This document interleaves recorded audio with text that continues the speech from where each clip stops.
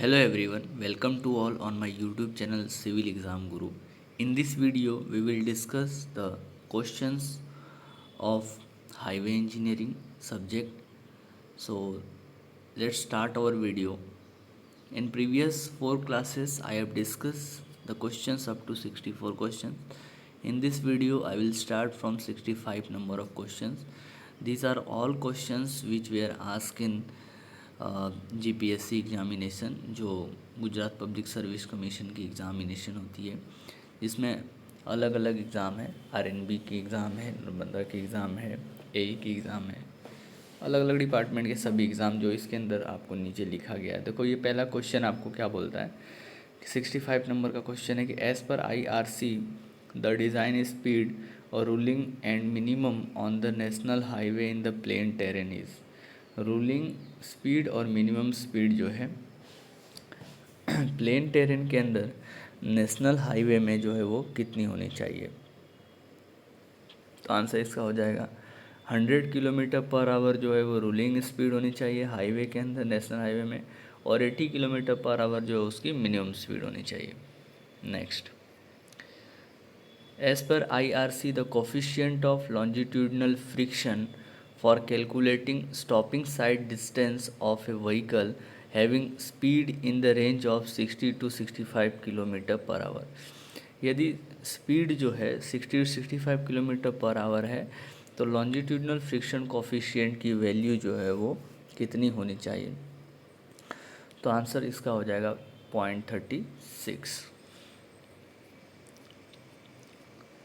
In highway geometric design, once the cumulative speed distribution is drawn, the design speed, जो design speed highway geometric design के अंदर check की जाती है वो 98th परसेंटाइल से चेक की जाती है design speed.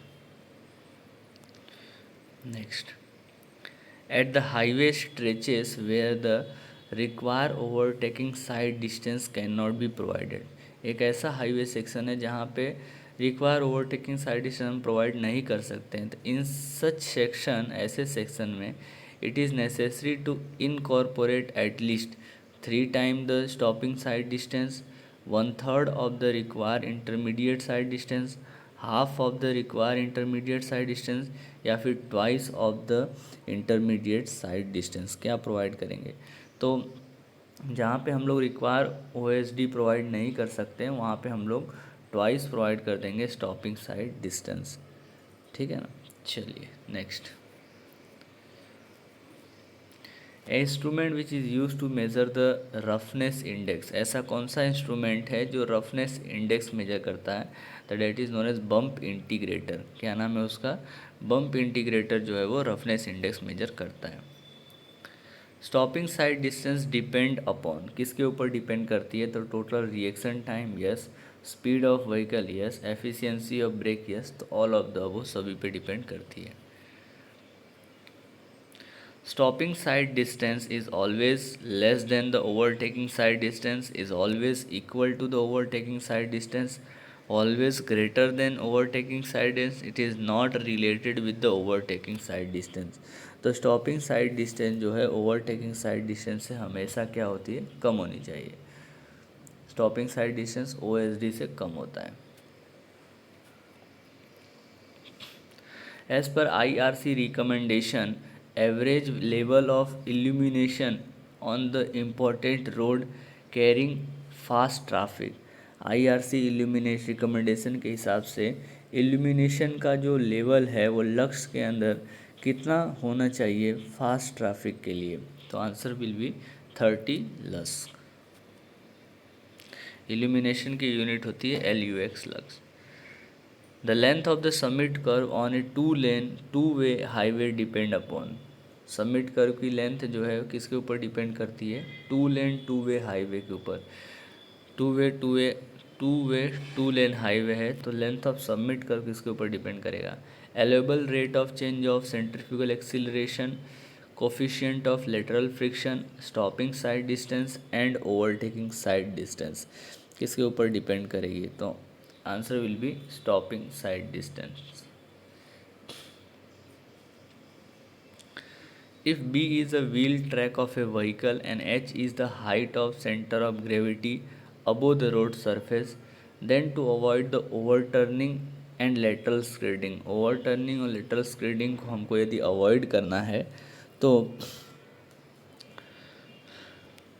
Centrifugal ratio always should be less than, centrifugal ratio किससे कम होना चाहिए? तो answer will be it should be less than B/2H and also less than the coefficient of lateral friction. तो B/2H से कम होना चाहिए और lateral coefficient of lateral friction से भी कम होना चाहिए। Value of ruling gradient in the plain as पर IRC रिकमेंडेशन इज, प्लेन के अंदर रूलिंग ग्रेडियंट की वैल्यू कितनी होनी चाहिए? IRC रिकमेंडेशन के हिसाब से प्लेन के अंदर रूलिंग ग्रेडियंट की वैल्यू होनी चाहिए 1:1/30।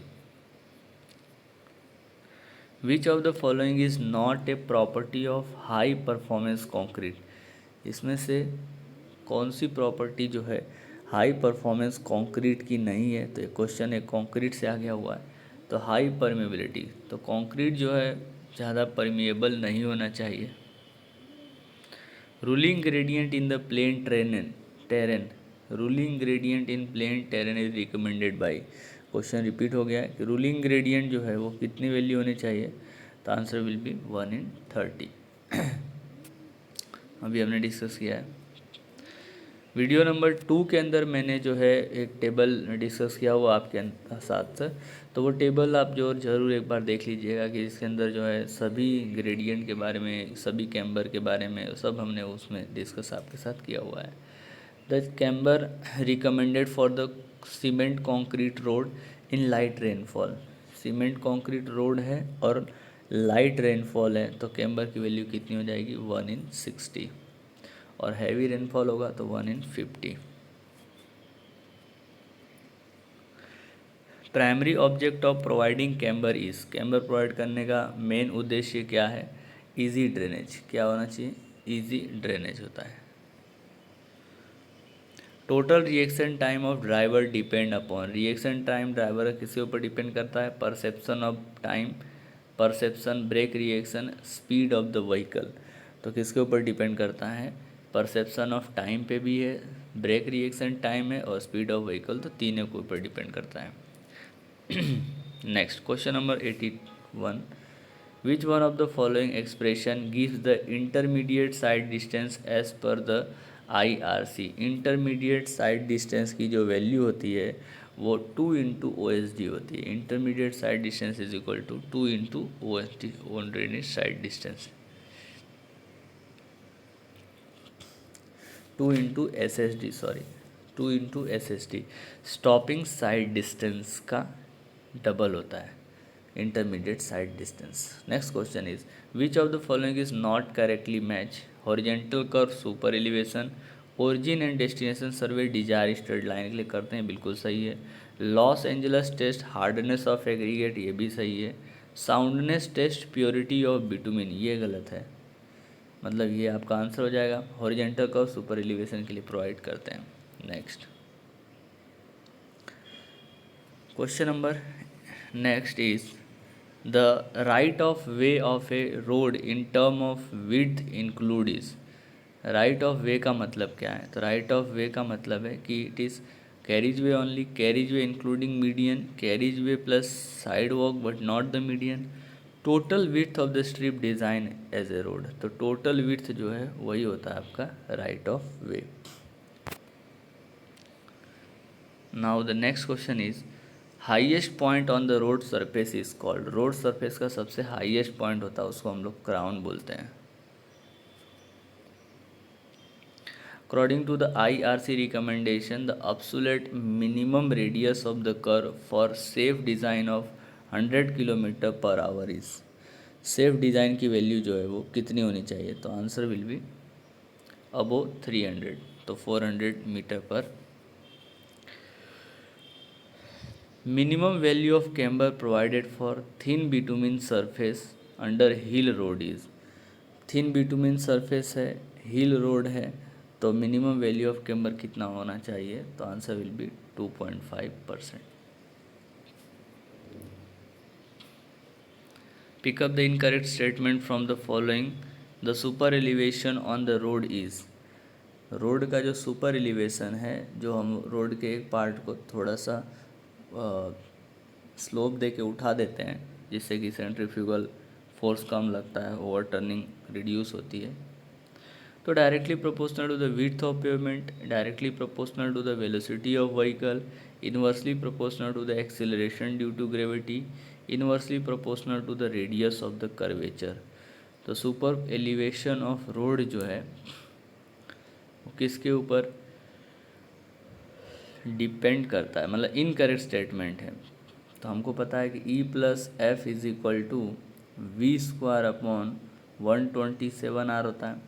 तो ई तो डायरेक्टली प्रोपोर्शनल टू वेलोसिटी है, तो ये सही हो जाएगा पहला। Inversely proportional to acceleration due to gravity, ये भी सही है। Inversely proportional to radius of curvature, ये भी सही लग रहा है। तो what is the answer? Incorrect statement, directly proportional to the width of pavement. यहाँ पे आंसर ए होगा इसका, in directly proportional to the width of pavement. गलत है। If the cross section of slope of a country is 10% to 20% and terrain is classified as. Cross section slope जो है 10% से 20% यदि हम प्रोवाइड कर रहे हैं तो उसका मेन जो स्लोप है वो कितना क्या होना चाहिए, टेरेन क्या होना चाहिए, तो रोलिंग टेरेन उसको हम प्रोवाइड करते हैं। 10% तक होगा तो प्लेन होगा, 10 से 25 होगा तो रोलिंग होगा, 25 से 60 होगा तो स्टीप होगा। The usual width of parapet wall along the highway in hilly region is. Hilly region के अंदर पैरापेट वॉल की जो विड्थ है वो कितनी होनी चाहिए? तो answer will be 60 centimetre. Now the next question is the full width of the land occupy before finalising the highway alignment is called as a right of way. जहाँ पे भी फुल विड्थ की बात आएगी वो आपको राइट ऑफ वे पर ही टिक करना है। तो इस क्लास के अंदर हमने 90 क्वेश्चन तक डिस्कस कर लिया है। अप्रोक्सीमेटली हमने 20+25+ क्वेश्चन इस क्लास के अंदर डिस्कस किया है आपके साथ। आगे क्वेश्चन नेक्स्ट क्लास के अंदर डिस्कस करेंगे। आप कमेंट बॉक्स में ज़रूर कमेंट करके बताइए कि वीडियो कैसा लगा है। Thank you very much for watching this video. Keep watching, keep sharing.